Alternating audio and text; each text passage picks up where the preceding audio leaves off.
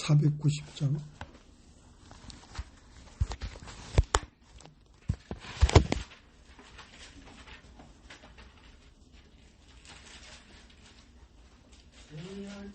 지난밤 내 꿈에 빼었으니 그 꿈 이루어 주옵소서. 밤과 아침에 계시로 보여주사 항상 은혜를 주옵소서. 나의 놀라운 꿈 정령남 이기는 장차 그 은혜 받을 편이. 나의 놀라운 꿈 정령 이루어져 주님 얼굴을 배우리라. 마음 괴롭고 아파서 낙심될 때 내게 소망을 주셨으며 내가 영광의 주님을 바라보니 앞길 환하게 보이오다. 나의 놀라운 꿈 정령남 이기는 장차 그 은혜 받을 편이.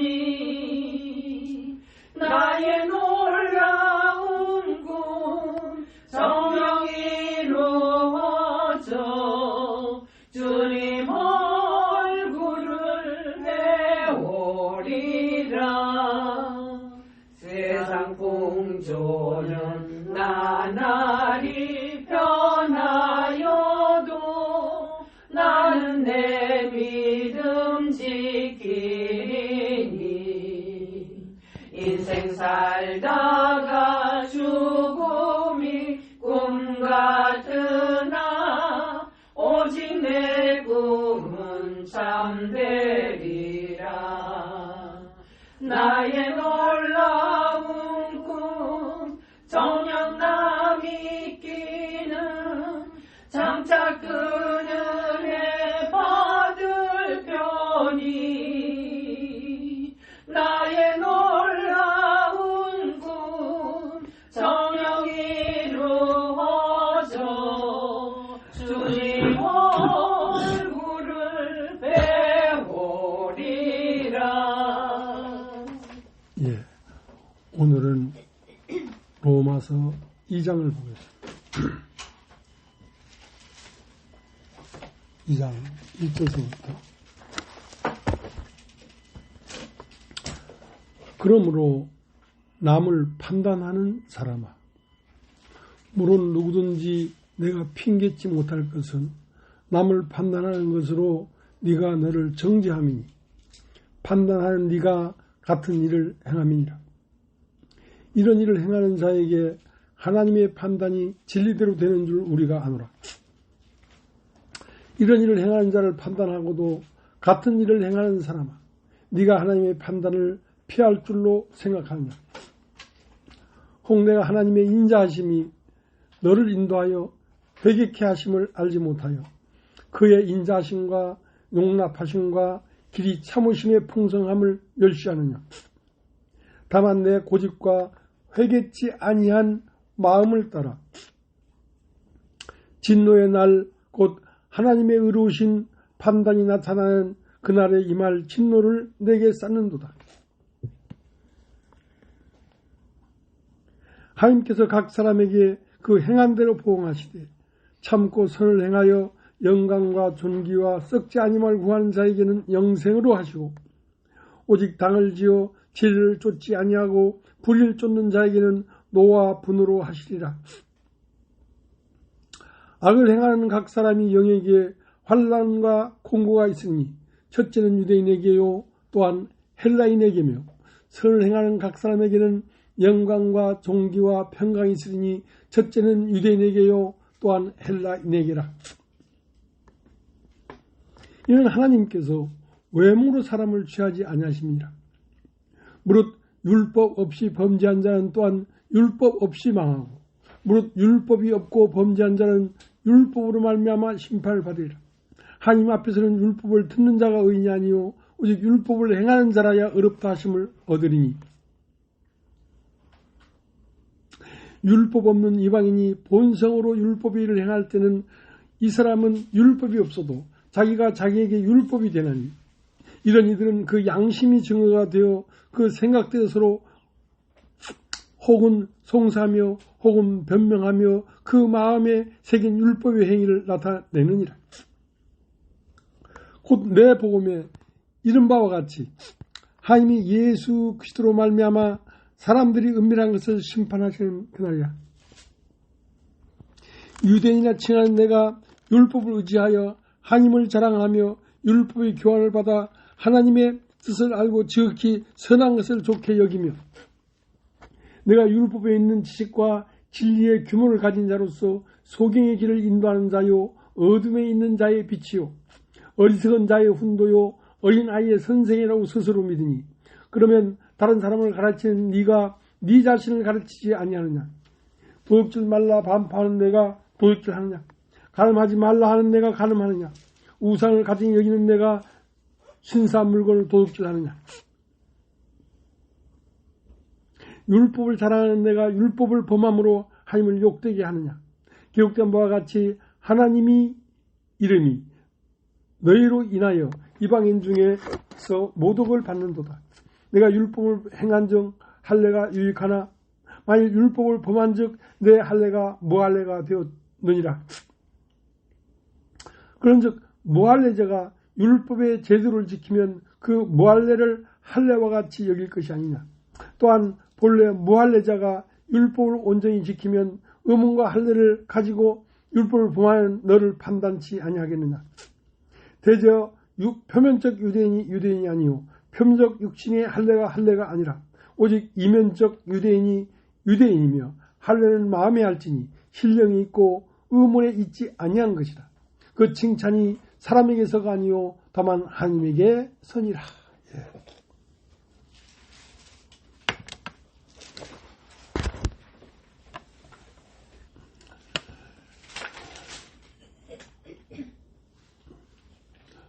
오늘 읽은 성경에는 할례라는 단어가 여러 번 나옵니다.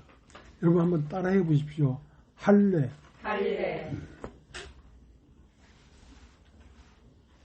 할례라는 건 유대인들이 남자아이가 태어나면 태어난 지 8일 만에 남자아이의 포경수술을 한단 말이야.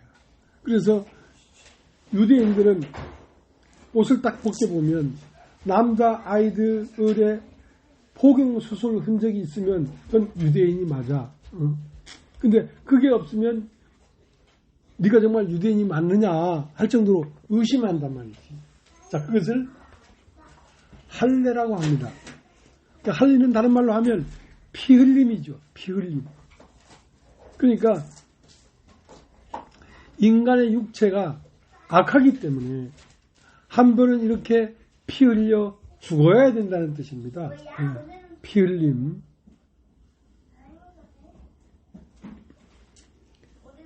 근데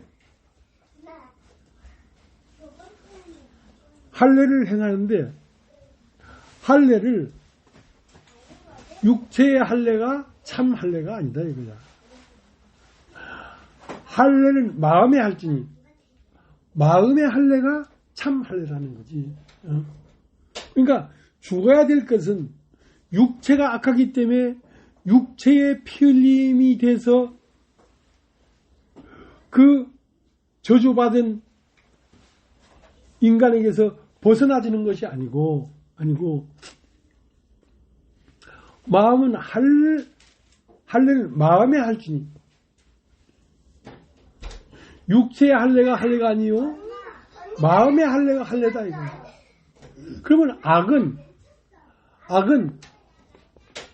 육체가 악한 게 아니고 육체의 뒤편에 육체를 종호하고 있는 마음에 악한 것이 들어있다는 거지.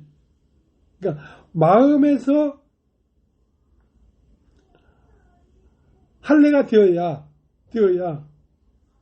그 사람의 육체의 삶에서 깨끗함이 나오지, 마음의 할례가 없이는 육체의 삶에 깨끗함이 나올 수가 없다, 이 말을 하는 것입니다.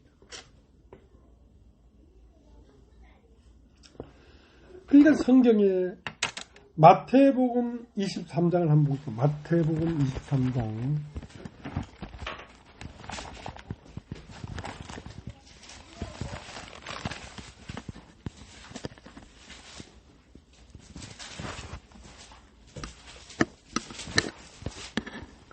마태복음 23장 25절.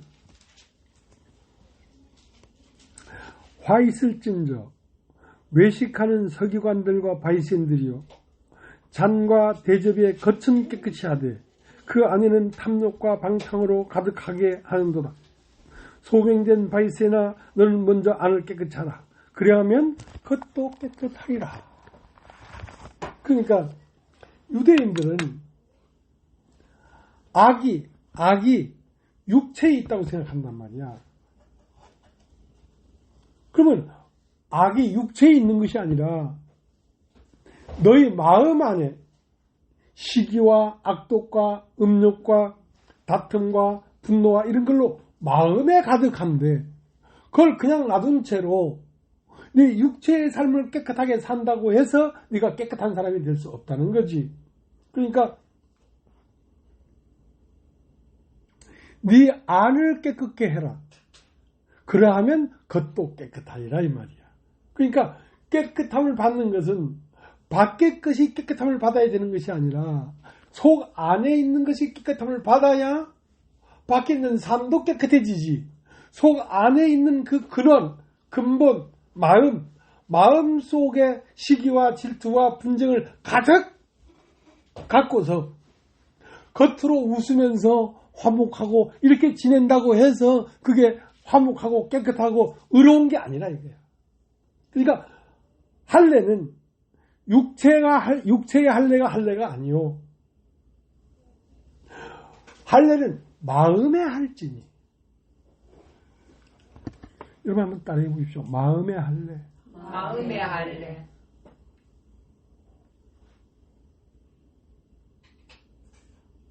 그러니까 마음의 할례를 받으면 자동적으로 그 사람의 육체라는 게 삶도 정결해진다는 거지. 근데 마음의 할례를 받은 적이 없으니까 겉으로는 친절하고 웃고 다정하고 정결하고 정직하게 사는 것 같지만 사실은 악의 안에는 방탕과 속임과 거짓이 가득하기 때문에 겉에 깨끗한 것 같아도 실제로 그 사람은 깨끗한 사람이 아니라 이거야.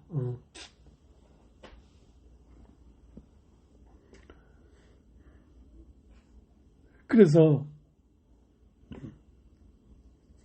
사람은 무엇에 지배를 받냐면 마음의 지배를 받습니다.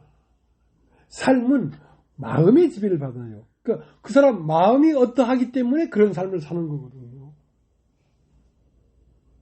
그러니까 마음속 안에 시기와 미움과 탐욕과 욕심과 이런 것이 가득한데 겉으로 깨끗하게 산다고 해도 그것은 하나님이 볼 때에 깨끗한 것이 아니라는 거지. 표면적 유대인이 아니요, 이면적 유대인이라는 말이야. 그러니까 표면적 유대인은 이 세상의 어떤 민족보다도 깨끗하고 법 안에서 법을 지키면서 사는 스스로 선민이라고 생각하는 유대인들이란 말이에요.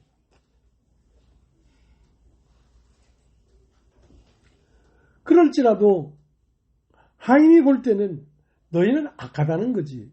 왜냐하면 하나님은 외모로 사람을 판단하지 아니하고 그러니까 삶이 어떤 삶을 살았느냐를 판단하지 아니하고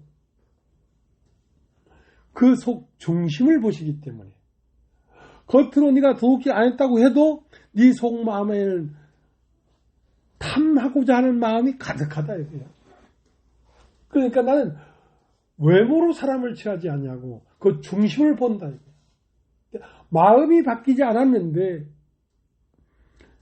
삶을 건전하고 정의롭게 산다고 해서 의로운 사람이 아니라는 거지. 그러니까 예수를 믿는다고 하고 율법을 지켜서 선하게 사는 선민이라고 하고 할지라도 그들이 또 예수를 믿는다고 할지라도 예수님은 자기의 몸을 저에게 의탁치 않으셨으니 왜 의탁하지 않았냐면 그 사람들 마음속에 있는 것을 친히 하시니라. 겉으로는 나를 믿는다고 하고 겉으로는 금식하고 소득의 11조를 내고 겉으로는 참 그럴듯하지만 그 속에는 방탕과 욕심이 가득하다 이거야. 그렇기 때문에 내 몸을 너에게 의탁하지 않겠다 이거야. 그러니까 예수 그리스도로 말미암아 나타나는 하나님의 형상이 너를 통하여 나타날까 봐 차마 기대도 하지 않겠다는 거지. 자, 요한복음 2장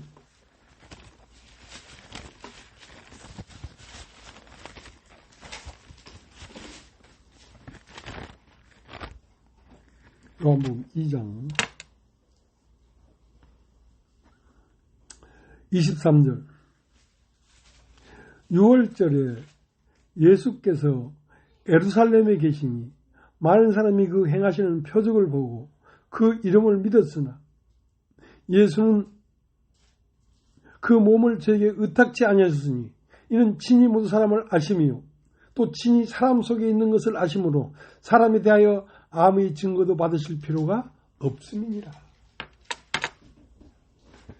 그러니까 너는 나를 믿는다고 하고 나를 따른다고 하고 나를 사랑한다고 하지만 나는 내 몸을 너에게 의탁하지 않겠다 이거야.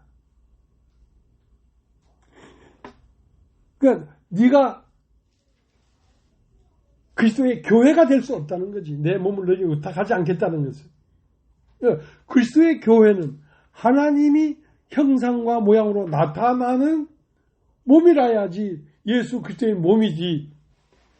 너에게서 하나님의 형상과 모양이 나타날 수가 없다는 거야. 왜? 네 삶은 네 마음의 지배를 받기 때문에. 그러니까 사람 속에 있는 걸 친히 하심이라. 예수께서는 유대인들이 우리는 이렇게 하나님의 법을 지켰고 소득의 11조를 내고 금식하고 이렇게 했습니다. 그리고 나는 당신을 믿습니다. 할지라도 내 몸을 너에게 의탁하지 않겠다. 하나님이 나타나고 하나님의 향기가 나타나는 예수의 몸, 교회를 너로 교회를 삼지 않겠다는 거지. 왜? 네 속 안에 있는 자가 아직 그대로 있기 때문에. 할례가 안 됐다 이 말이야. 할례. 다시 한번 따라해 보십시오.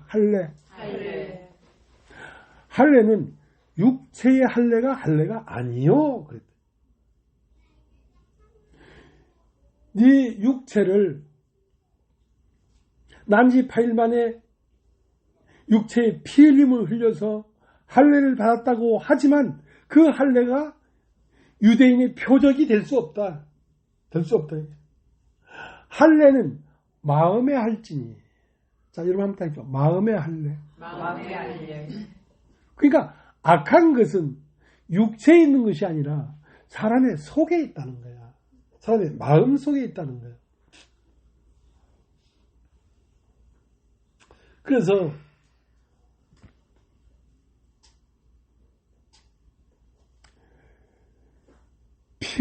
없이는 사함이 없다는 말이 있어요. 자, 히브리서 9장을 한번 보세요. 히브리서 9장.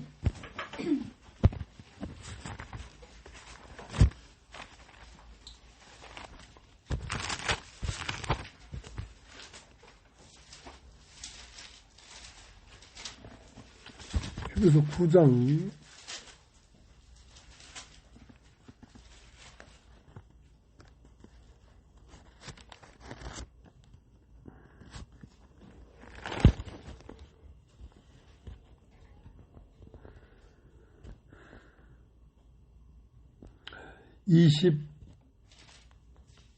21절.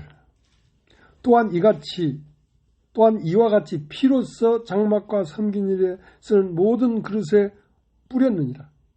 율법을 쫓아 거의 모든 물건이 피로써 정결케 되나니 피 흘림이 없은즉 사함이 없느니라. 여러분 한번 따라해 보십시오. 피 흘림이 없은즉. 피 흘린다는 것은 죽임당했다는 뜻입니다. 피 흘림. 그러니까 육체의 죽임을 당했다고 해서 선한 것이 아니다 이 말이야. 정말 무엇이 피 흘림을 받아야 되냐면 성막 안에 있는 모든 성막을 이루고 있는 모든 물건이 피로써 정결케 되나니. 그러니까 피 흘림이 없는 자는 성막의 기구가 될 수가 없어요. 교회의 지체들이 누구를 막론하고 그 마음 안에서 피 흘림이 없으면 교회의 지체가 될 수 없다는 뜻입니다. 피 흘림이 없은즉 사함이 없느니라. 피 흘림은 다른 말로 하면 할례인데 육체의 할례는 난지 8일 만에 피 흘림을 받아야 돼요. 죽임을 당해야 돼요. 그러나 할례를 받아야 될 것은 육체가 아니라 마음의 할례를 받을지니. 그냥 악한 것은 육체에 있는 것이 아니라 마음 속 안에 있다 이 말이야. 마음 속 안에서 한번 할례를 받아야 그가 성막 안에 있는 물두멍이 될 수도 있고 번제단도 될 수 있고 촛대도 될 수 있는 것이지. 피 흘림이 없는 심령은 교회 안에 어떤 지체도 될 수가 없다.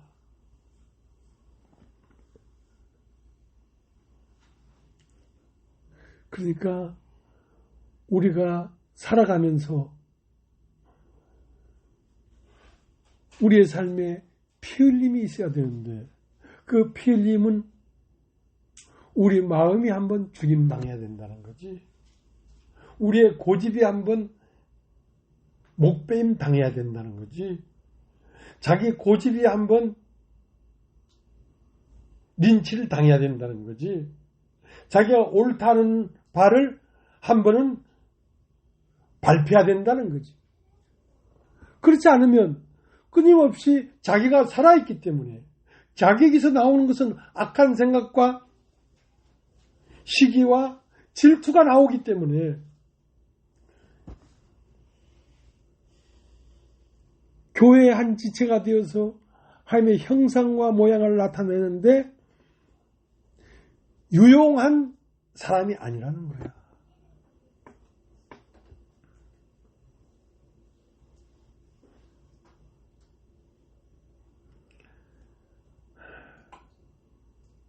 그러니까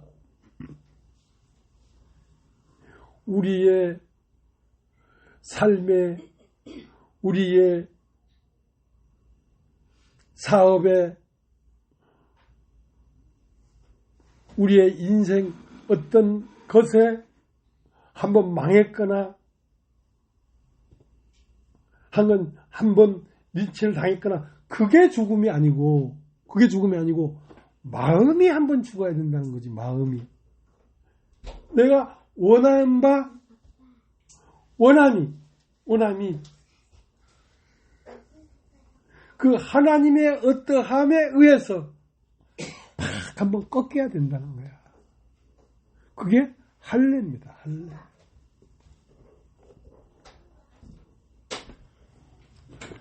그 사람의 속에는 누가 살고 있냐면 자기가 살고 있어요. 여러분 다 있죠? 자기를 주장하고 자기를 고집하고 자기를 옳게 보이려고 하는 그 자기가 한번 꺾여야지 그 꺾인 자리에 뭐가 생기냐면 예수의 영이 신빈다는 거지. 성령이 신빈다는 거지. 자기의 고집이 꺾이지 않으면 성령이 말 수가 없어요.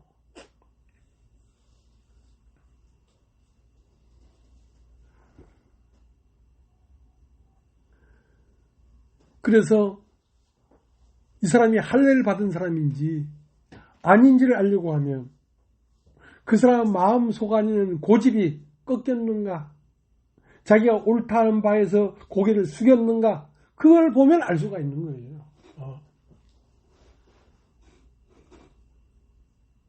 그래서 그리스도가 나타나려고 하면 배 오른편에 금을 내려서 그리스도의 마음을 건져 올려야 되는데 배 오른편에 그물을 던져서 그리스도의 마음을 건져 올리기 전에 깊은 곳으로 그물을 내려서 내 속 깊은 곳에 뿔을 내리고 살고 있는 나라는 존재가 얼마나 악하고 이게 버려져야 되는지를 먼저 발견해야 된다는 거예요.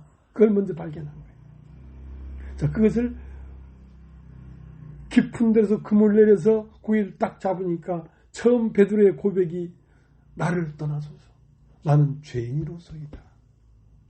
그러니까 인간의 깊은 곳에 죄가 뿌리를 내리고 살고 있다는 걸 발견해야 된다는 거예요. 그걸 발견하면 자기 주장을 할 수가 없죠.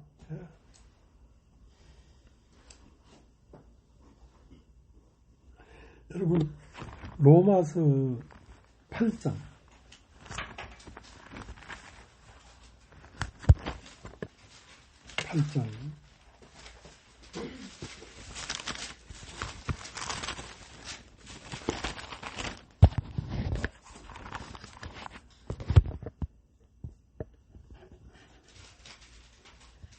14절 12절부터 읽겠습니다. 그러므로 형제들아 우리가 빚진 자로되 육신에게 져서 육신대로 살 것이 아니니라. 너희가 육신으로 살면 반드시 죽을 것이로되 영으로서 몸의 행실을 죽이면 살리니 무릇 하나님의 영으로 인도함을 받는 그들은 하나님의 아들이라. 너희는 다시 무서워하는 종의 영을 받지 아니하였고 양자의 영을 받았으므로 아버지라 부르짖느니라. 성령이 친히 우리 영으로 더불어 우리가 하나님의 자녀인 것을 증거하나니 자나이면 또한 후사 곧 하나님의 후사요 그리스도와 함께한 후사니 우리가 그와 함께 영광을 받기 위하여 고난도 함께 받아야 될 것입니다.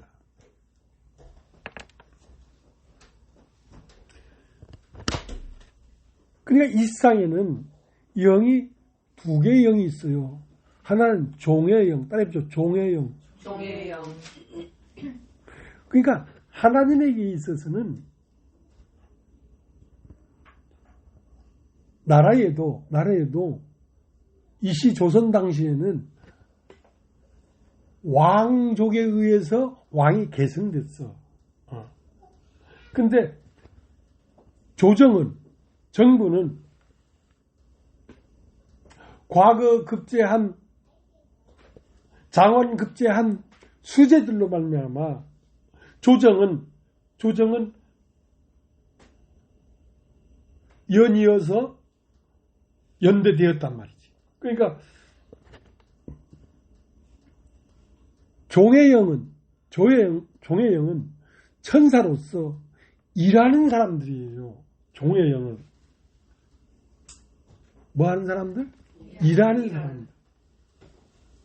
그러나 아들의 영은 상속자란 말이야.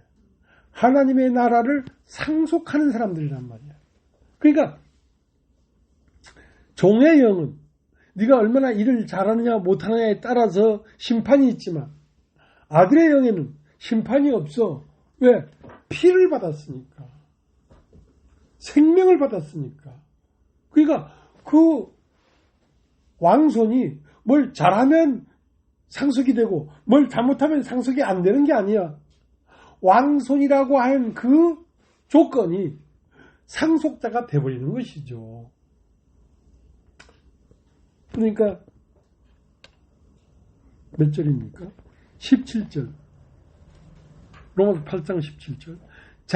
자녀이면 후한, 자녀이면 또한 후사, 곧 하나님의 후사요. 그리스도와 함께한 후사니 우리가 그와 함께 영광을 받게 하여 고난도 함께 받아야 될 것이니라.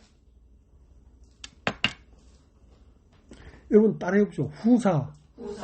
후사라는 말은 뭔 말이냐면 상속자다 이 말이야. 상속. 하나님 나라는 상속받는 것이지. 열심히 일을 해서 상급으로 받는 게 아니란 말이야. 하나님 나라는 생명으로 상속되는 것이지. 그 사람이 얼마나 지혜롭고 똑똑하고 일을 잘했는가에 따라서 그 나라가 그에게 맡겨지는 게 아니라고. 상속되는 것이라고.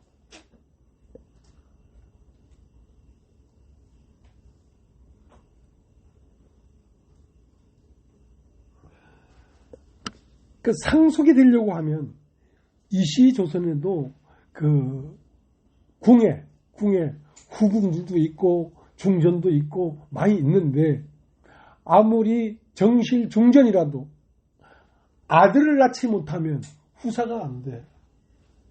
아들이 있어야 왕의 자리를 계승받을 수가 있어.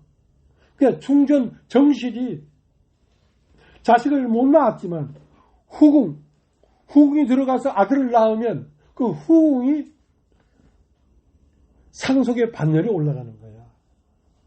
그러니까 아들이 있는 자는 생명이 있고 아들이 없는 자는 생명이 없지. 왜냐하면 아들이라는 자체가 아버지의 생명을 받았기 때문에.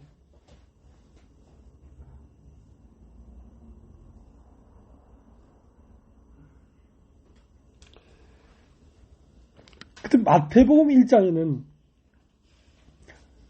5 여인이 나옵니다. 5 여인. 한번 따라해 보십시오. 다말, 라합, 룻, 밧세바, 그리고 마지막에 마리아. 그러니까 이 5 여인은 무엇에 목숨을 걸었냐면 아들을 낳으려. 아들이 없는 자는 생명이 없고 아들이 있는 자는 생명이 있단 말이야. 그러니까 아들을 낳아야 하나님의 계보에 올라갈 수가 있는 거야. 아들을 낳아야. 그래서 다말은 유다의 아들들이 있었는데 그 아들들이 다말에게서 아들을 낳아주지 못했어. 그러니까 얼마나 적극적이냐면 며느리 다말이 시아버지 유다에게 들어가서 유다의 씨를 받아서 아들을 낳았어. 그래가지고 마태복음 1장 예수 그리스도의 족보에 올라갔다고. 아브라함의 자손, 아브라함과 다윗의 자손 예수 그리스도의 계보라. 그 계보에 다말이 올라갔다. 그 다음 여리고성에 사는 라합은 기생이야. 기생일지라도 이스라엘 청년 살몬을 낳아서 베들레헴에 가가 아들을 낳았단 말이야. 기생 라합이 낳은 아들이 누구죠? 보아스죠. 아들을 낳으니까 마태복음 1장에 버젓이 족보에 올라갔어요. 세 번째는 룻인데 룻은 영원히 이스라엘 나라에 들어갈 수 없는 모압 여인이야. 그 태생으로 보면 절대로 하나님 나라에 들어갈 수가 없어. 근데 그 룻이 베들레헴에 가서 보아스와 결혼해가지고 오벳을 낳았단 말이야. 아들을 낳으니까 상속자가 된 거야. 룻도. 근데 네 번째는 밧세바가 있어. 밧세바는 우리아의 아내야. 근데 우리아가 다윗 왕에게 충성하는 신하인데 다윗 왕의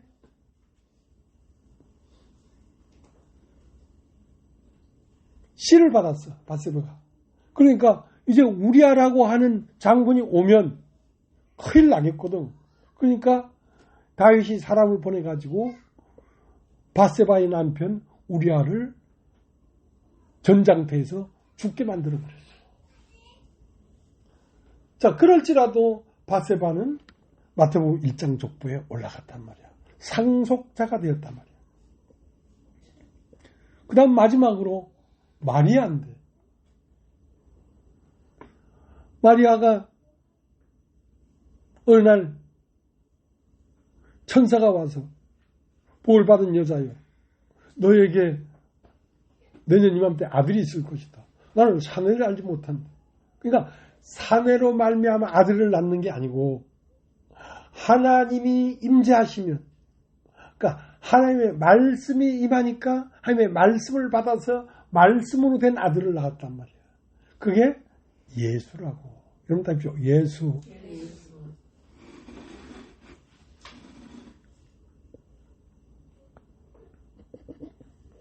그러니까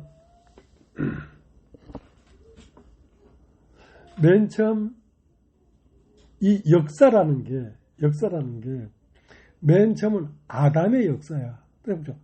따라해보죠. 아담의 역사. 아담의 역사. 창세기 1장 28절에 보면 우리가 우리의 형상을 따라 사람을 만들자 하고 남자와 여자를 만들고 남자 이름을 아담이라 하고 여자 이름을 하와라고 했는데 그들에게 뭘 명했냐면 생육하고 번성해라. 생육하고 번성해라. 그런데 그렇게 시작된 아담의 세계가 창세기 8장에 가니까 창세기 6장에 가니까 하나님의 아들들이 사람의 딸들의 아름다움을 보고 아내로 삼는지라 하나님이 가서되 이제 내가 사람과 영원히 함께 하지 아니하리니 이는 그들이 육체가 되었다 이거야. 그러니까 사람이 하나님이 창세기 1장에 땅이 혼돈하고 고하며 흑암 깊은 곳에 있고 하나님이 가서되 빛이 있으라면 빛이 있었고 빛이 있으라 한 다음에 빛이 있은 다음에는 빛과 어둠을 나누었단 말이야. 빛과 어둠을 나눠야지 그걸 혼합시키면 하나님의 민족, 하나님의 백성은 계속해서 계승하고 이어나갈 수가 없다는 거야.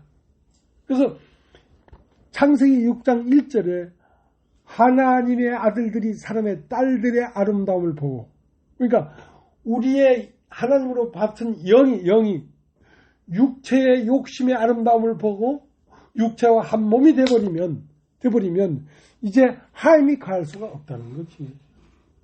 빛과 어둠을 끊임없이 나눠야지. 그러니까 이 교회 안에도 하나님의 말씀으로 된 사람, 마음이 계속 개성돼서 나가야지. 여기에 세상의 어떤 욕심이나 세상의 어떤 아름다움이 들어와서 혼합돼 버리면 하나님의 아들의 족보가 계속 이어져 나갈 수가 없다는 거야. 끝나버린다는 거야. 그러니까 여러분도 알다시피 그런 문제에 대해서 굉장히 제가 애매한 걸 여러분 아시지 않습니까? 어떤 것도 들어와서 함께 가려고 해도 그것이 영으로부터 온 것인지 육신으로부터 온 것인지를 파악하고 육신으로부터 온 거라면 그건 어떤 경우라도 무시하고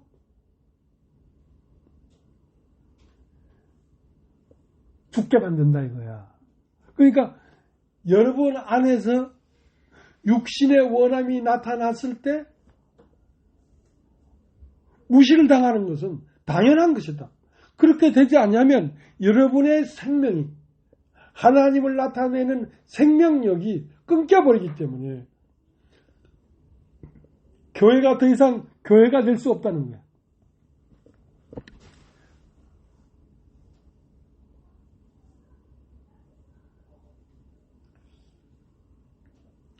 그래서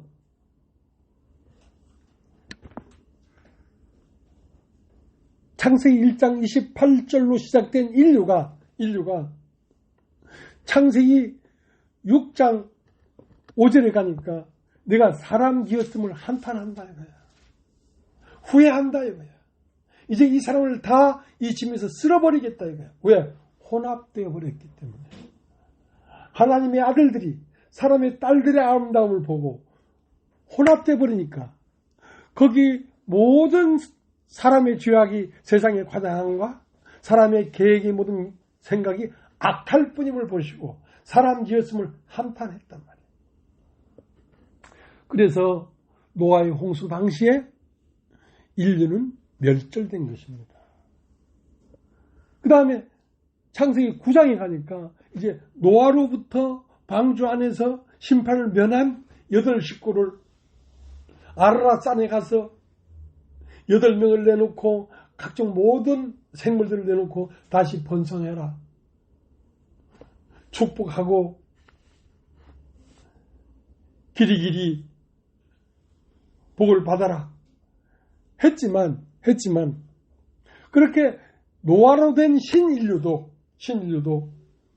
요한복음 11장에 창세기 11장에 가니까 그들이 동방으로 가다 신할 평지를 만나 거기서 바벨탑을 쌓았단 말이에요. 바벨탑을 쌓았는데 그 바벨탑은 어떻게 쌓아진 거냐면 돌로 벽돌을 대신했다. 이런 말이죠. 돌로 벽돌을. 하나님의 제단은 살아있는 돌로 쌓아져야 된단 말이에요. 그러니까 살아있는 돌이라는 건 예수 그리스도로 말미암아 하나님 제단이 쌓아져야 되지. 그 벽돌은 사실 실상 존재는 흙이에요. 흙으로 벽돌을 만들어서 구워가지고 돌을 대신 쌓아 올렸단 말이에요. 그러니까 하나님의 이름을 내는 것이 아니라 대를 하늘에까지 올려가지고 하늘에 닿게 하자 하면서 우리의 이름을 내자. 그들은 하나님을 영화롭게 한 것이 아니라 자기의 이름을 내기 위하여 벽돌을 쌓고 하늘에 닿았단 말이에요. 그러니까 하나님이 노아로 시작된 인류도 사람 안에 있는 악한 자를 제거하지 않았기 때문에 결국은 이렇게 돼버리는구나. 그래서 요한 창세기 12장 1절에 비로소 아브라함을 불러냅니다. 아브라함을 너는 본토 친척 아비집을 떠나 내가 네게 지시할 땅으로 가라. 그래서 아브라함을 불러서 내가 네게 지시할 땅으로 가라 한 그 지시할 땅은 가나안 땅인데 가나안 땅은 다른 말로 하면 예수 그리스도십니다. 가나안 땅으로 가라. 그래서 가나안 땅으로 오는 동안에 아브라함이 이삭을 낳고 이게 야곱과 12아들을 낳고 하는 그런 과정을 거쳐서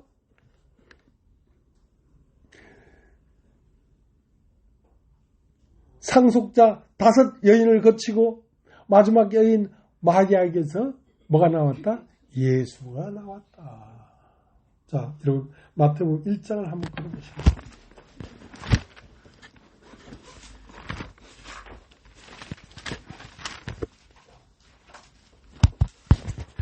마태복음 1장 1절 아브라함과 다윗의 자손 예수 그리스도의 세계라. 아브라함이 이삭을 낳고 이삭은 야곱을 낳고 야곱은 유다와 그의 형제를 낳고. 그러니까 계속 낳고 하는데 누가 나올 때까지 이 육신의 역사를 계속했냐면 마리아에게서 예수가 나올 때까지. 예수가 나와야 된다는 거야.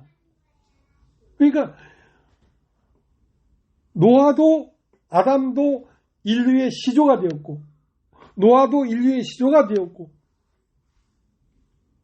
아브라함도 인류의 시조가 되어서 신인류의 시작이 되었지만 사람 마음속에 거하고 있는 그 악한 자를 제거하지 않았기 때문에 결국은 자기 이름을 내더라 이거야.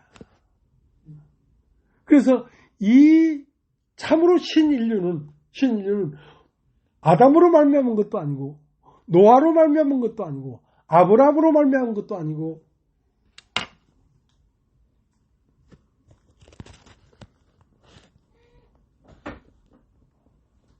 1장 16절 야곱은 마리아의 남편 요셉을 낳았으니 마리아에게서 그리스도라 칭한 예수가 나시니라.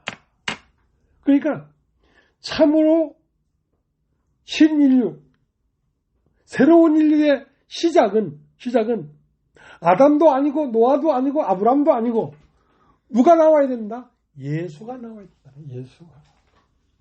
예수의 특징은 무엇이냐? 죽고 다시 난 마음이란 말이에요. 죽고 다시 난 마음이란 말이에요. 십자가에서 죽고 그 다음에 육체를 깨고 올라온 영, 다시 난 마음, 그걸 성령이라고 합니다. 성령.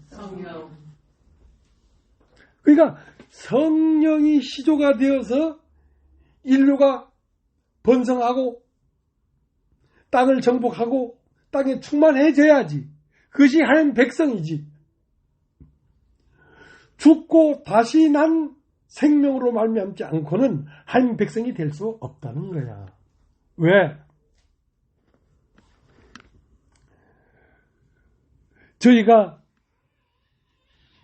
예수를 믿었으나 예수께서는 자기의 몸을 저희에게 의탁지 않으셨으니 이는 사람 속에 있는 걸 아시며 친히 하십니다. 사람 속 안에 이미 이 세상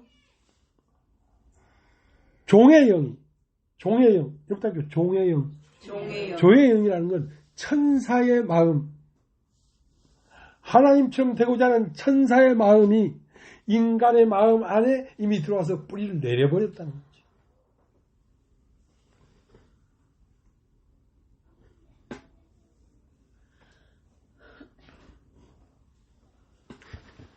그래서 이제 이 예수로 말미암아 예수를 믿는 자들로 말미암아 신인류가 시작되는 것입니다. 새로운 인류가 시작되는 것입니다. 그것을 교회라고 합니다. 교회. 그게 교회예요. 새로운 인류예요. 여러분의 부모, 여러분의 친구, 여러분의 이모, 여러분의 선생님들과 다른 생명의 시작이란 말이야. 그러니까 이 신인류는 육신으로 말미암아 나온 아담의 계보나 노아의 계보나 아브라함의 계보에서도 찾아볼 수 없는 마리아에서 나온 예수로 말미암아 같은 종족이 될 수 있는 거죠. 예수로 말미암았다는 것은 육신으로는 죽임을 당하시고 영으로는 다시 산 생명이란 말이에요. 자, 이 생명으로만 새로운 인류가 번성되는 것입니다.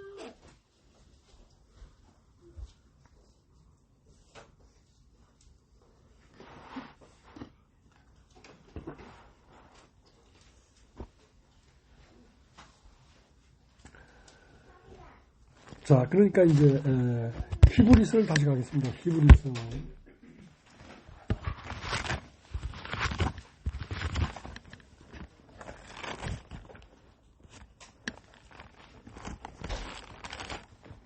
히브리서 1장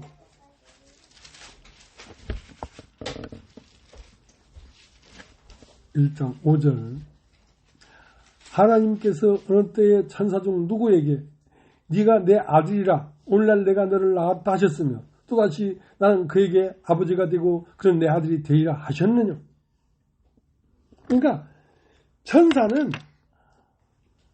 내가 언제 천사를 보면서 내가 오늘날 너를 낳았다, 나는 그에게 아버지가 되고 그런 내 아들이 될 것이라고 말한 적이 있느냐? 없지 않느냐 이거야. 그러니까 천사는 아들이 될 수가 없어. 능력이 많고 지혜가 있고 뛰어나지만 그는 아들의 영으로 난 자가 아니란 말이야. 아들의 영이라는 건 아버지의 마음으로 난 자가 아니란 말이에요. 그래서 히브리서 2장 5절 하나님이 우리의 말한 바 장차 오는 세상을 천사들에게는 복종케 하심이 아니라 오직 누가 어디 증가에 가로되 사람이 무엇이 간데 주께서 저를 생각하시며 인자가 무엇이 간데 주께서 저를 권고하시나이까. 저를 잠깐 동안 천사보다 못하게 하시며 영광과 존귀로 간시우시며 만물을 그 발 아래 복종케 하셨느니라 하셨으니 만물로 저에게 복종케 하셨은즉 복종치 않은 것이 하나도 없으나 지금 우리가 만물이 아직 저에게 복종한 것을 보지 못하고 오직 우리가 천사들보다 잠깐 동안 못하게 하심을 입은 자 곧 죽음의 고난을 받으심을 인하여 영광과 존귀로 관쓰신 예수를 보니 이를 행하심은 하나님의 은혜로 말미암아 모든 사람을 위하여 죽음을 맛보게 하심이라. 대체 무엇과 무엇이 대치됐냐면 사람이냐 천사냐 이거야. 천사는 지혜도 있고 능력도 있고 뛰어난 존재지만 그것은 종이란 말이에요. 종. 옛날 이시 조선에 대감도 있고 뭐 판서 이족 판서도 있고 다 있지만 그건 아들이 될 수가 없어. 왕이 될 수가 없어. 그것은 종이기 때문에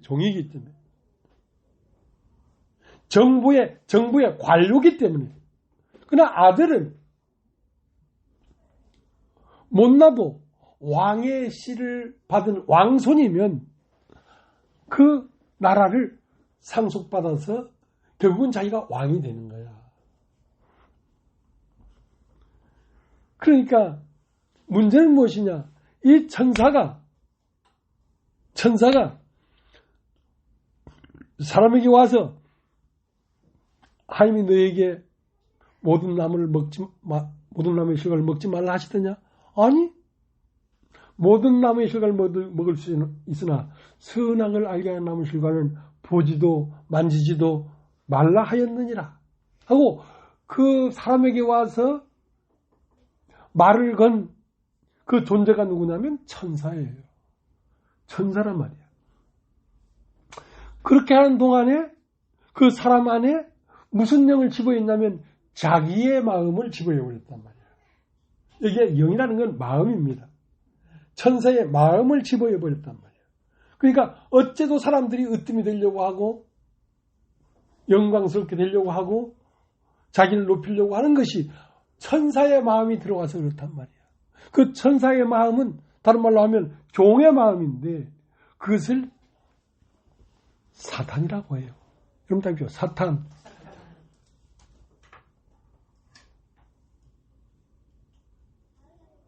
이 인류의 말이죠. 이 생태계도 보면 아주 우리가 다 이해할 수 없고 다 해석해낼 수 없는 그 생명과 생명이 서로 연계돼 가지고 생태계가 유지되고 있어요. 생태계라는 것은 하나님의 몸이란 말이에요. 하나님의 몸. 하나님의 몸이 기가 막힌 아주 세심한 어떠한 기적과 같은 일로 인해서 이 우주, 별, 달, 나무, 꽃, 벌레 이런 것들이 얽히고 설켜서 유지되고 있는 것입니다.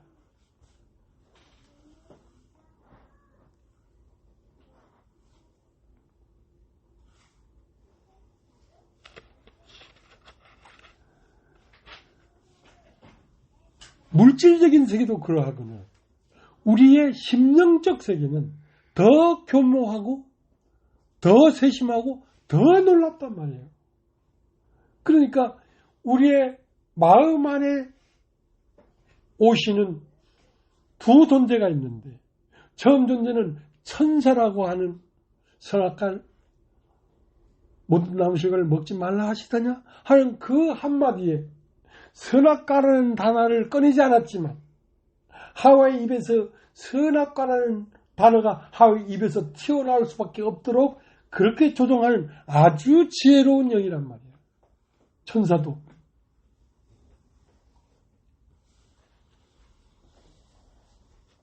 그래서 우리의 마음의 세계에도 종의 영이 있고 아들의 영이 있다는 것이지. 그러니까 아들의 영이 와서 우리 마음을 지배하지 않으면 우리는 백이면 백, 천이면 천, 이 세상 신이 주는 거짓에 다 넘어갈 수밖에 없다는 거예요. 이 세상 신이 거짓인데 세상이 주는 말에 우리는 현혹될 수밖에 없다는 거야. 그래서 아들의 영이 와서 내 마음을 지켜야 내가 그리스도의 장성한 분량까지 자라나갈 수가 있지. 아들의 영이 나를 지키고 나를 이끌지 아니하면 우리는 천이면 천, 만이면 만 얼마든지 속아버린다는 거야. 그러니까 성령이 내 마음 안에서 나를 주장하지 아니하면 참으로 이것이 하나님에 오는 것인지 이상 신으로부터 오는 것인지 구분할 수가 없다는 거야. 구분할 수가 없다는 거야. 성령이 나에게 일러주는 이런 말이 생명으로 인도하는 인도인지 세상 지식이 와서 나에게 얘기해주는 이 말이 생명으로 이끄는 영인지 그걸 구분을 못한다니까.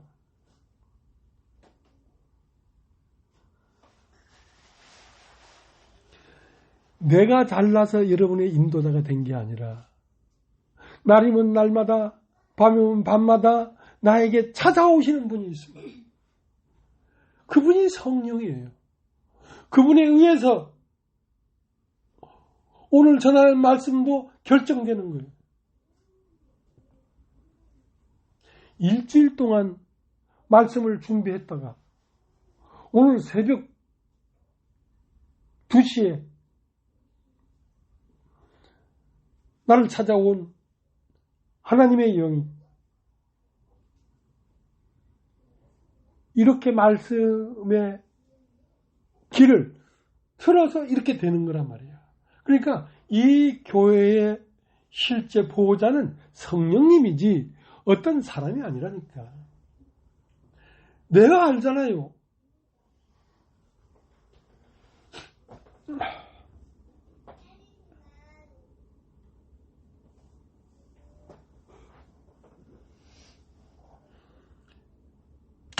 빌립보서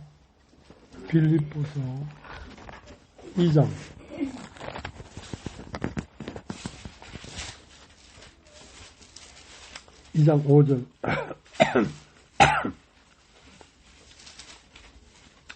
너희 안에 빌립보 2장 5절 너희 안에 이 마음을 품으라. 곧 그리스도 예수의 마음이 그는 근본 하나님의 본체시나 하나님과 동등됨을 취할 것으로 여기지 아니하고 오히려 자기를 비워 종의 형체를 가져 사람들 같이 되었고 사람의 모양으로 나타나셨음에 자기를 낮추시고 죽기까지 복종하셨으니 곧 십자가에 죽으심이라. 이러므로 하나님이 그를 지극히 높여 모든 이름 위에 뛰어난 이름을 주사 하늘에 있는 자들과 땅에 있는 자들과 땅 아래에 있는 자들로 모든 무릎을 예수의 이름에 꿇게 하시고 모든 입으로 예수 그리스도를 주라 시인하여 하나님 아버지께 영광을 돌리게 하셨느니라. 그러니까 사람의 삶은 뭐가 주관한다? 마음이 주관하는데 그 마음 중에도 그리스도의 마음을 품으라. 여러분 따르죠? 그리스도의 마음. 그리스도의 마음은 이 마음은 얼마나 강력한 마음이냐면 그리스도의 마음이라는 건 성령인데 이 성령으로 말미암은 그리스도의 마음은 아버지를 죽기까지 복종한다는 거야. 죽기까지. 십자가에 죽기까지 복종한다는 거야. 그러니까 그렇게 죽기까지 복종하는 순종의 결과가 그리스도가 되게 했단 말이야. 하나님이. 예수를 그리스도가 되게 했단 말이야. 세상의 모든 사람들과 지옥에 있는 영들과 교회에 있는 모든 영들의 주가 되게 했단 말이야. 그게 만왕의 왕입니다.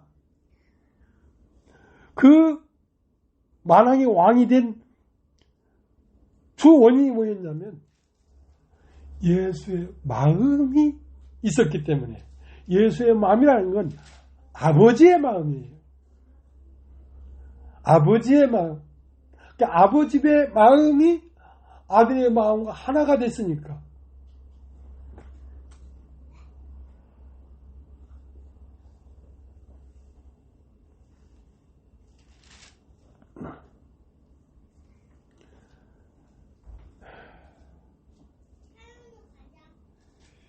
그러니까 여러분, 우리가 교회가 되는 것은 절대 사람의 의지로 될 수가 없습니다. 많이 깨달았기 때문에 될 수도 없습니다. 이 교회가 되는 유일한 조건은 너희가 이 마음을 품어라. 곧 예수 그리스도의 마음이. 예수 그리스도의 마음이 내 안에 들어오면 그 마음이 나를 그리스도의 형상과 모양에 이르기까지 이끌어 가신다는 거예요.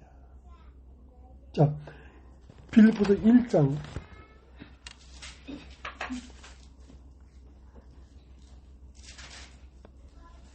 6절. 너희 속에 착한 일을 시작하신 이가 그리스도 예수의 날까지 이루실 줄을 우리가 확신하노라. 자, 우리 마음 안에서 착한 일을 시작했단 말이에요. 착한 일이라는 것은 사람이 하나님의 형상과 모양에 이르는 길이란 말이에요. 그 일을 누가 시작했냐면 너희 안에 착한 일을 시작하신 이가 있다 이 말이에요. 그분이 누구냐? 이 마음을 품어라. 예수 그리스도의 마음이니 예수 그리스도의 마음이 곧 무엇이냐? 성령이라고 해요. 성령.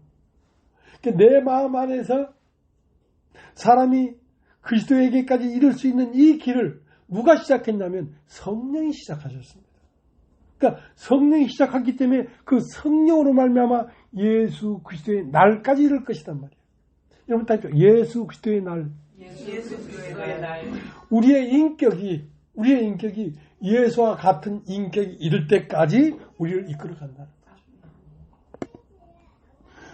거죠. 나를 본 자는 곧 예수를 보았느니라. 여기까지 이끌어 간다는 것이죠. 누가? 내 안에 오신 그리스도의 마음이. 그 마음은 어떤 마음이냐? 죽기까지 복종하는 마음이에요. 죽기를 무서워하지 아니하고 아버지의 뜻을 따라 십자가에 못 박혀 죽는 그 일까지 서슴지 않고 가는 그 마음이에요. 그게 사람의 마음에는 없어요. 그건 그리스도의 마음 안에만 있는 마음이에요.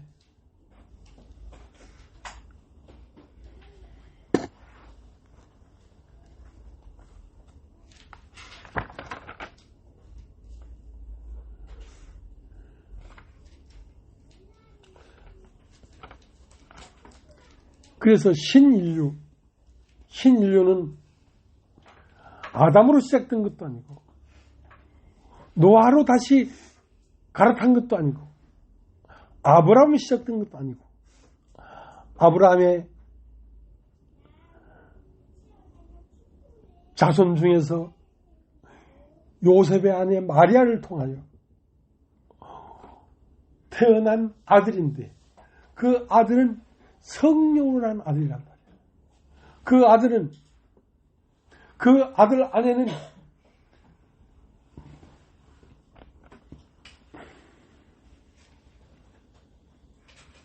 두 개의 역사가 있어요.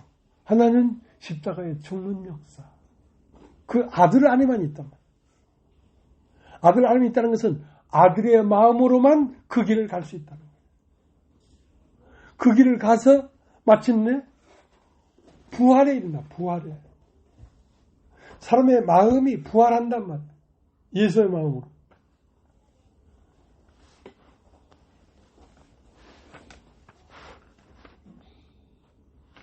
그래서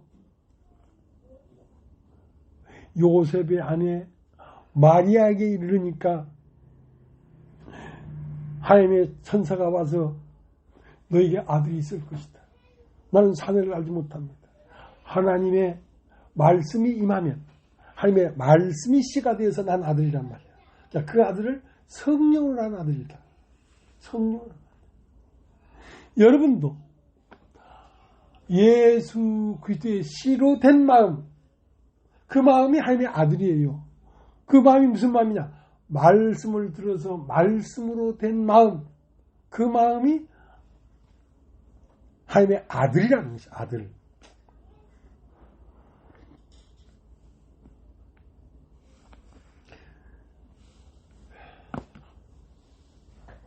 그래서 아까 읽은 로마서 8장 17절에 우리가 종의 영을 받지 않고 아들의 영을 받았다. 여러분 따입죠. 종의 영. 다시 한번 따입죠. 아들의 영. 그러니까 종의 영이라는 건 세상으로부터 온 마음이 내 마음에 주가 되어 있었단 말이에요. 그러니까 세상으로부터 온 마음이 내 마음에 주가 됐으니까 항상 악할 뿐이라고 얘기하는 것이지. 근데 아들의 영은 그와 함께 죽고 그와 함께 산 죽음과 부활을 믿음으로 받아들인 마음, 그 마음에서 아들의 마음이 탄생하는 것입니다.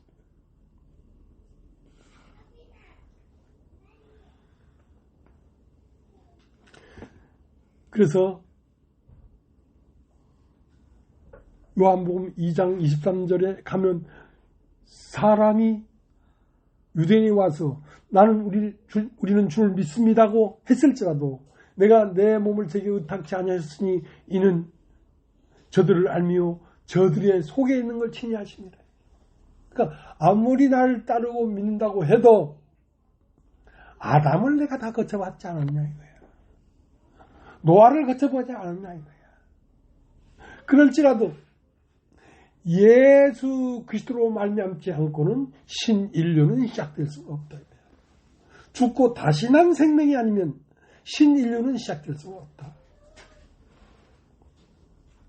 그래서 요한복음 2장 23절에 저희 내 몸을 제게 의탁지 아니하리라 했는데 요한복음 3장에 가니까 비로소 사람이 거듭나지 않으면 하인말에 들어갈 수가 없다. 하나님의 몸이 될 수 없다는 거예요. 거듭나야 된다는 거예요. 육으로 한 건 육이요. 육으로 한 사람으로는 안 된다. 육으로 한 사람은 죽고 다시 성령으로 한 영의 사람이 되어야 하나님 나라가 될 수가 있지. 예수 그리스도의 몸이 될 수가 있지. 예수 그리스도의 몸은 곧 교회로서 하나님의 나라예요. 하나님 나라예요.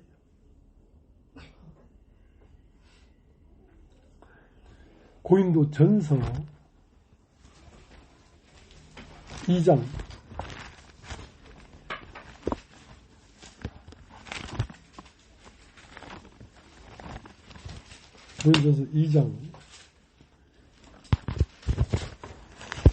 12절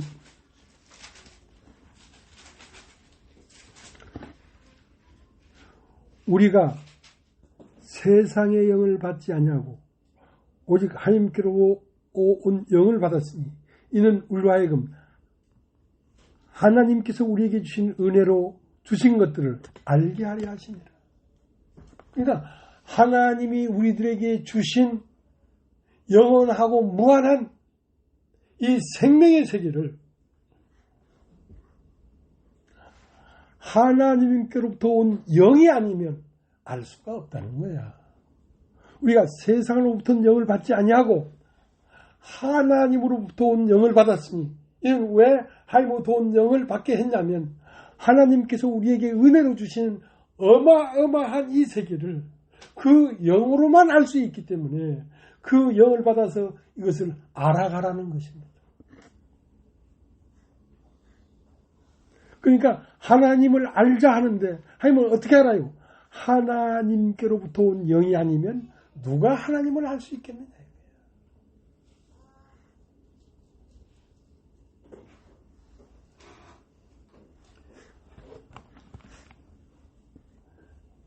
고린도 후서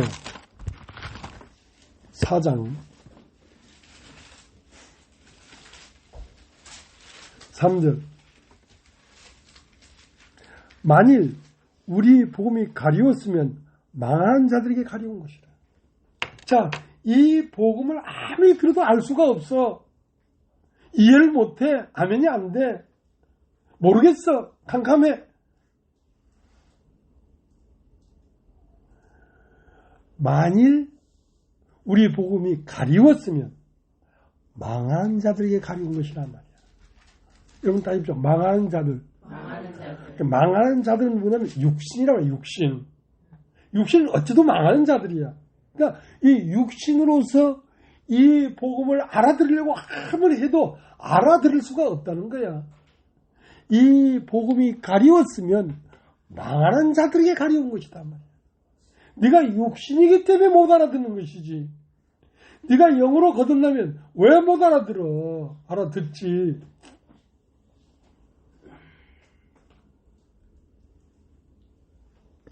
자, 고린도후서 4장 3절. 만일 우리 복음이 가리웠으면 망하는 자들에게 가리운 것이다. 그 중에 이상 신이 믿지 아니하는 자들의 마음을 혼미케 하여 그리스도의 영광의 복음의 광채가 비치지 못하게 함이니 그리스도는 하나님의 형상이시니라. 아, 사람 예수로 나타난 그 형상이 곧 영원하신 하나님의 형상과 모양이었구나 하고 이걸 알아들으려고 하면 왜 못 알아듣냐? 이 세상 신이 믿지 아니하는 자들 마음을, 믿지 아니하는 자들의 마음, 그 마음은 무슨 마음이냐면 육신의 마음이에요. 믿지 아니한 자들의 마음을 혼미케 하여 이 복음을 알아낼 수 없도록 가리웠기 때문에 그런 것이란 말이에요. 그러니까 우리 말씀은 너무나 분명하고 신령하고 사실적으로 임팩트한 거기 때문에 이것이 아니라고 할 수 있는 사람은 이 세상에 아무도 없어. 근데 왜 못 알아듣느냐?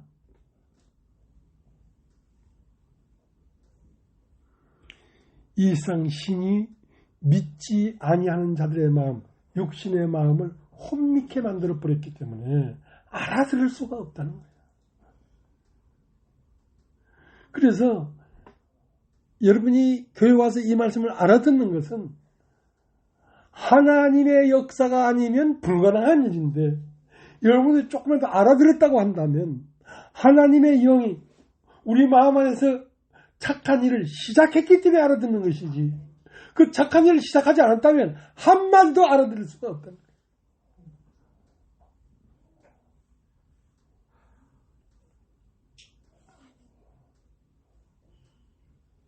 그러니까 이 상신이 믿지 아니하는 자들의 마음을 혼미케 하여 이 복음을 알아낼 수 없도록 방해하고 있기 때문에 이 세상의 흐름과 분리된 상태에서 이 말씀을 들어야지 알아듣지 이 세상과 혼합된 상태에서는 이 말씀이 절대로 알아들어지지가 않는다는 거죠.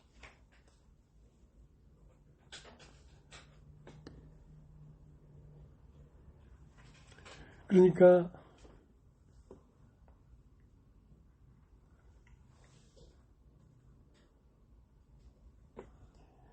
로마서 4장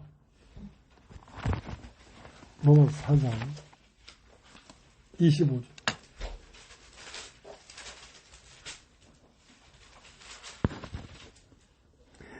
예수는 우리 범죄함을 위하여 내어줌이 되고 또한 우리를 의롭다 하심을 위하여 살아나셨느니라. 여러분 다시 보십시오. 예수는 죽은 자와 다시 산 자가 합쳐져서 예수 그리스도예요. 죽은 자는 예수고 그리스도는 죽은 자 가운데서 살아난 자가 그리스도예요. 그래서 예수라고 하는 육체는 우리의 범죄함을 위하여 내어줌이 되고 이 세상 사람들이 육체임으로 그 육체를 내줬단 말이에요.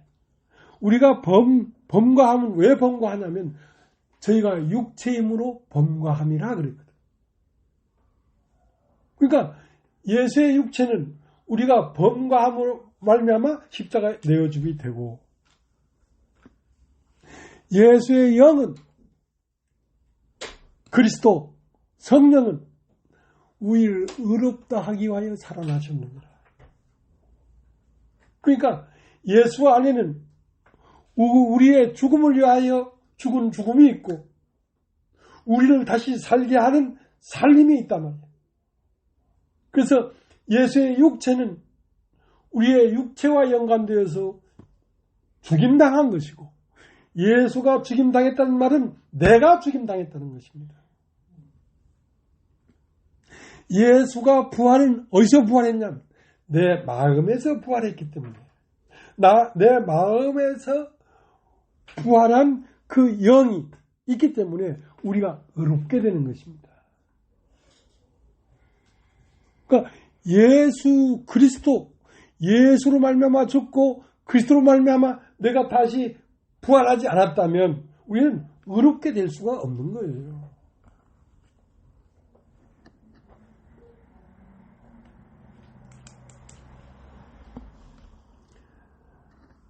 그때 우리가 옮겨진 것입니다. 육체에서 영으로 옮겨진 것입니다. 무엇으로 말미암아? 예수의 죽으심과 예수의 부활로 말미암아 죽으심 안에서 육체가 끝나고 그의 부활하심 안에서 우리가 영으로 부활했기 때문에 비로소 우리가 하나님의 말씀을 알아듣고 세상과 다른 신인류의 시작점에서 함께 걷고 있는 것입니다. 엄청난 진리예요.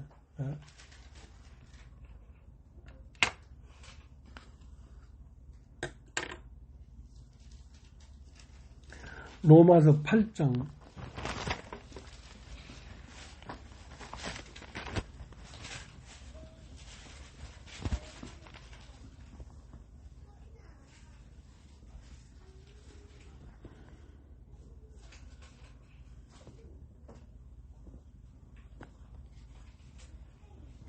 로마서 8장 9절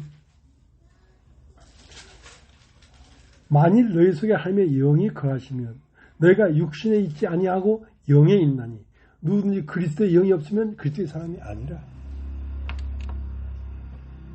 만일 너희 속에 하나님의 영이 거하시면 너희가 육신에 있지 아니하고 영에 있나니.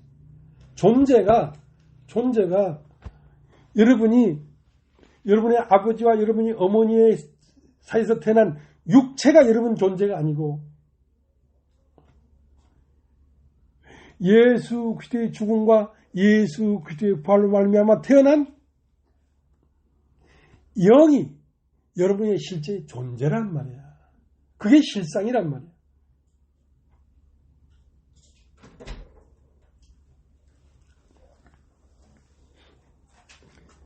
(10년) 전에 저 수유리에서 있을 텐데 새로운 사람들이 많이 왔다 갔어. 그 중에 젊은 청년이, 키가 커다란 청년이 나한테 와서 목사님, 난 목사님이 제자가 되고 싶습니다. 나를 제자로 받아 주십시오. 그러길래 내가 그 청년한테 뭐라 했냐면, 어이 젊은이, 내가 사람으로 보이나? 내가 사람이 아니문이다. 내가 사람이 아니라고. 나는 육체로는 죽임을 당하고 신으로는 다시 살아난 신적 존재야. 우리가 육신에 있지 않고 영에 있다는 말은 우리가 신적 존재가 되어버렸단 말이야. 하나님의 아들이 되어버렸단 말이야.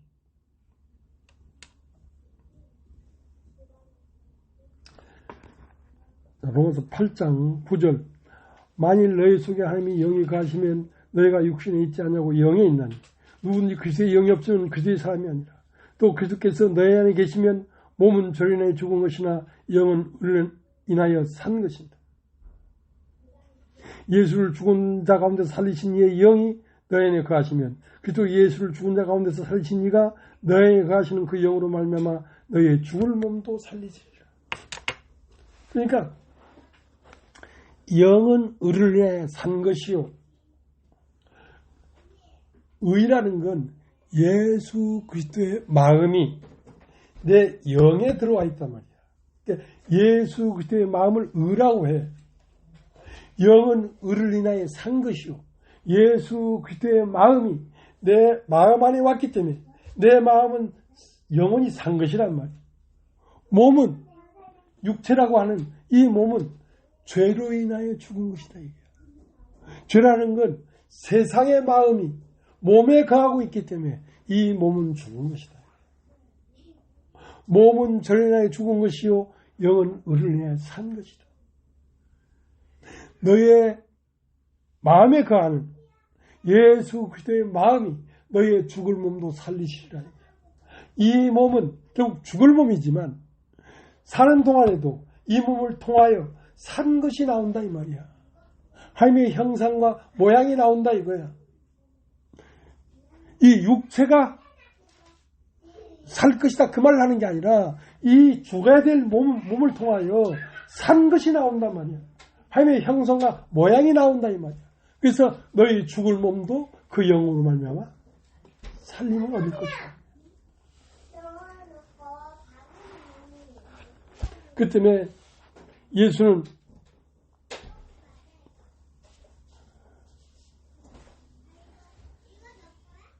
일생에 매여 종노릇하는 자들을 놓아주려 합니다. 어떻게 일생에 매여 종노릇한다는 것은 죽기 때문에 육체가 죽기 때문에 거기에 매여 살았단 말이에요. 근데 죽기 때문에 거기에 매여 살았는데 거기에서 노임을 받으려고 하면 내가 육체라는 곳에서 영이라는 곳으로 옮겨가야지 죽기를 무서워할 마음이 없어지지. 영은 죽음이 없으니까.